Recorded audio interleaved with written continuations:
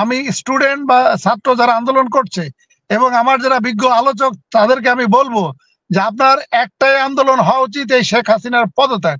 কারণ এই অবৈধ সরকার, এই অসাংবিধানিক সরকার, এই গায়ের জোরে সরকার, তার কাছে চা পাওয়ার কোনো কিছু নাই। কারণ সে আপনাকে কোনো জিনিস দিবে না, কারণ সে জনগণের ভোটে নির্বাচিত না। আলটিমেটলি ভারতের যে অখণ্ড ভারতের যে স্বপ্ন, তখন শেখ হাসিনা এত বেশি দুর্বল হয়ে যাবে এবং শেখ হাসিনা বয়সের ভারে নুব্জ হয়ে যাবে। এটি তখন লেন্দু চর্জির মতো আমাদের এই বাংলাদেশ ইস্ট বেঙ্গল হিসেবে ভারতের একটি অঙ্গ রাজ্য হিসেবে আবির্ভূত হবে। বক্তব্যের জবাব দেওয়ার জন্য অনুরোধ করছি ব্যারিস্টার জিল্লুর রহমানকে। বাংলাদেশে তো ভার্চুয়ালি এখন ব্যবহারযোগ্য 3 বিলিয়ন ডলার কিন্তু আছে, যেখানে 10 বিলিয়ন ডলার কিন্তু হাওয়া হয়েছে, অথবা সরকার এইটা তাদের বিজনেস অলিগার্কের মাধ্যমে আন্ডার ইনভয়েসিং এবং ওভার ইনভয়েসিং এর মাধ্যমে টাকাগুলো পাচার করে দিয়েছে। মাসুক ভাই, আপনার 10 বিলিয়ন মানে 1 লক্ষ কোটি টাকা। আমাদের বাংলাদেশের টোটাল সম্পদ হলো 15 লক্ষ কোটি টাকা। তার মানে 15 ভাগের 1 ভাগ টাকার আপনার কোনো হদিস নাই। এটা যদি উন্নত বিশ্ব হতো, এটা যদি কোনো ডেমোক্রেটিক কান্ট্রিতে হতো, ইভেন এটা যদি ভারত পাকিস্তানে হতো, তাহলে একটা ইস্যু দিয়ে প্রধানমন্ত্রী পদত্যাগ করতো, অথবা প্রধানমন্ত্রীকে পদত্যাগ করতে বাধ্য করা যেত। আমি মনে করি যে কোটা বিরোধী আন্দোলন এটি একটা ছোট একটা ইস্যু। এটা স্টুডেন্টদের উচিত হলো বিরোধী রাজনৈতিক নেতৃত্ব যে বৈধ আন্দোলন করছে এবং এই অবৈধ সরকারকে ক্ষমতাচ্যুত করার জন্য যে আন্দোলন করছে, এই আন্দোলনকে সমর্থন করে এই মানে একটাই দাবি হওয়া উচিত যে শেখ হাসিনা কবে পদত্যাগ করবে এবং তাকে পদত্যাগ করতে হবে। আমি সর্বপ্রথমে মনির ফ্রম বাহরাইন, আপনাকে সময় দেওয়া হলো আজকের আলোচনার উপর কথা বলার জন্য। অনেক অফিসার, বর্তমানে অনেক অফিসার আছে যারা দুর্নীতিতে নিমজ্জিত। জিরো টলারেন্সের নামে এরা সবাই জিরো টলারেন্সের জালের ভিতর দিয়ে সবাই বিদেশ চলে যাচ্ছে। এদের কখনোই বিচার হবে না বাংলাদেশে। এরপর বর্তমানে যে টপ অফ দা কান্ট্রি হচ্ছে কোটা আন্দোলন। আমার মতে কোটা আন্দোলনের কোনো প্রয়োজন নাই। বর্তমানে এই আন্দোলনকে যদি দুর্নীতি বিরোধী আন্দোলনের রূপ দেওয়া যায়, তাহলে দেশ এবং জাতির অনেক উপকার হবে। লিওনিড ব্রেজনেভ, উনি একজন দার্শনিক, উনি একজন সোভিয়েত দার্শনিক। ওনার দর্শনের উপর অনেক লেখা বই আছে এবং ওনার দর্শনের ক্ষেত্রে উনি বলেছে কোন একটা জাতি বা কোনো গোষ্ঠীকে ধ্বংস করতে গেলে 4টা ফেজ অতিক্রম হতে হয়। একটি হচ্ছে ডিঅর্গানাইজিং ফেজ, সেকেন্ড ফেজ হলো ডিমোরালাইজিং, থার্ড হলো আউটবাস্ট, আর ফোর্থ হলো একটা নর্মালাইজেশন।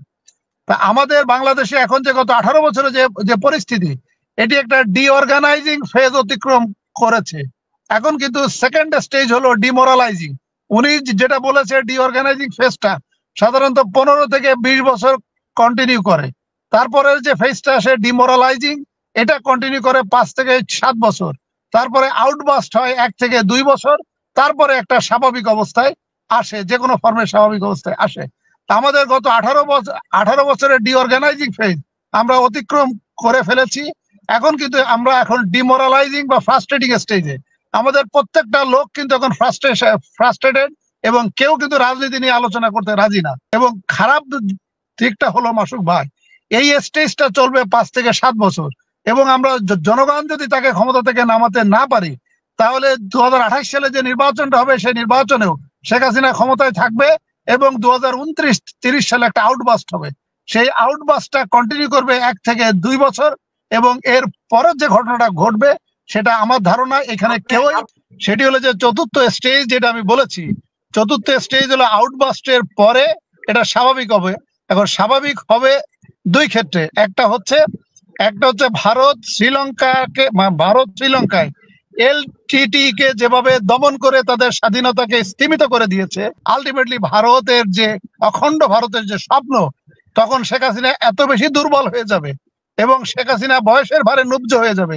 এটি তখন লেন্দু চর্জির মতো আমাদের এই বাংলাদেশ ইস্ট বেঙ্গল হিসেবে ভারতের একটি অঙ্গ রাজ্য হিসেবে আবির্ভূত হবে। তখন এই পরিস্থিতি স্বাভাবিক হয়ে যাবে।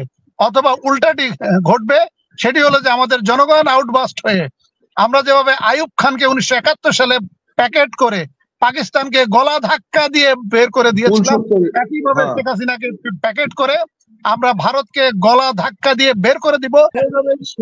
আপনাকে এই কমেন্টসটা একটু পড়ার অনুরোধ করছি, যেহেতু চায়নার ব্যাপারে কথা বলছেন। একজন দর্শক লিখেছে, মাসুক ভাই, শেখ হাসিনা চীন সফর সংক্ষিপ্ত করে আগামীকাল বুধবার দেশে ফিরে আসছে, রহস্য কি? আচ্ছা, এটার রহস্য হলো যে শেখ হাসিনা অনেক আশা ভরসা করে গিয়েছিল, কারণ শেখ হাসিনার এখন সমস্যা হচ্ছে অর্থনৈতিক অভ্যুত্থান। কারণ শেখ হাসিনা জানে উনি নির্বাচনের মাধ্যমে ক্ষমতাচ্যুত হবেন না, শেখ হাসিনা জানে উনি সেনাবাহিনীর মাধ্যমে ক্ষমতাচ্যুত হবেন না, শেখ হাসিনা জানে উনি জুডিশিয়ারির মাধ্যমে ক্ষমতাচ্যুত হবে না, শেখ হাসিনা জানে উনি বিএনপি এবং জামাতের নেতৃত্বকে কন্ট্রোল করে রেখেছে, সব বিরোধী নেতৃত্বের আন্দোলনে উনি ক্ষমতাচ্যুত হবেন না। উনি ভয় যেটা পাচ্ছে সেটা হলো অর্থনৈতিক অভ্যুত্থান। এখন ভার্চুয়ালি 3 থেকে 4 বিলিয়ন ডলার আছে।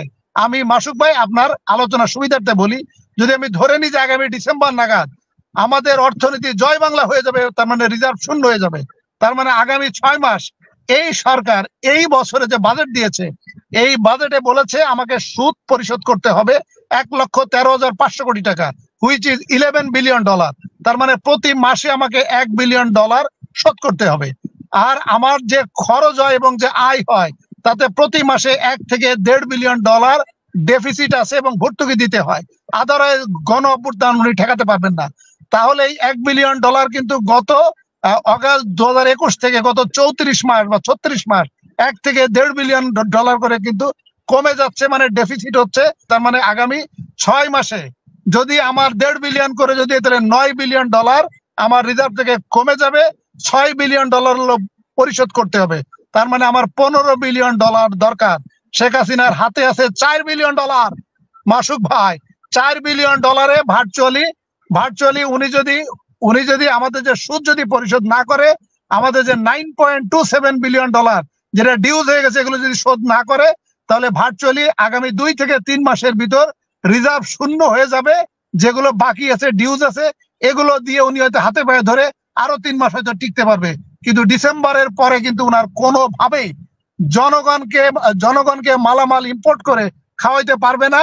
যেটা হলো যে প্রতি মাসে 2 থেকে 2.5 বিলিয়ন ডলারের যে ভর্তুকি, যে ডেফিসিট, এটি উনি কোনোভাবে কভার করতে পারবে না। উনি চায়নার কাছে যেটা চেয়েছে 5 বিলিয়ন ডলার চেয়েছে বাজেট সহায়তা, যেটা রিজার্ভে যোগ হয়। কিন্তু চায়না, আমি আজকের খবর জানি না, কিন্তু চায়না আগেই বলে দিয়েছে আমি আপনাকে কোনো ডলার দিতে পারবো না, তবে আপনি আমার কাছ থেকে যে সমস্ত মালামাল ইম্পোর্ট করেন এই মালামাল 5 বিলিয়ন ডলারের সমপরিমাণ বাংলা টাকার সাথে ইউয়ানের এক্সচেঞ্জ করে দিব, as if it is a deposit.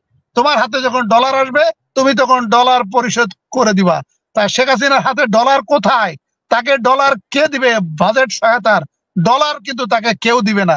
So এটা বিএনপির জন্য বা জামাতের জন্য, বিরোধী রাজনৈতিক নেতৃত্বের জন্য বড় সুযোগ। এটা একটা যুদ্ধের প্রস্তুতি, আগামী 3 থেকে 6 মাসের একটা সশস্ত্র যুদ্ধ। সেটা সশস্ত্র যুদ্ধ হোক আর অসশস্ত্র যুদ্ধ হোক, তারা রাজনৈতিক নেতা, তারা সিদ্ধান্ত নিবে তারা কিভাবে এই যুদ্ধে তারা লিপ্ত হবে। এই যুদ্ধের মাধ্যমে আশা করি শেখ হাসিনাকে এই ডিসেম্বরের মাধ্যমে ক্ষমতাচ্যুত করা সম্ভব। এইটা যদি সম্ভব না হয় তাহলে আপনাকে আমি যে ফর্মুলা দিলাম 2029-30 সালেও শেখ হাসিনা ক্ষমতায় থাকবে।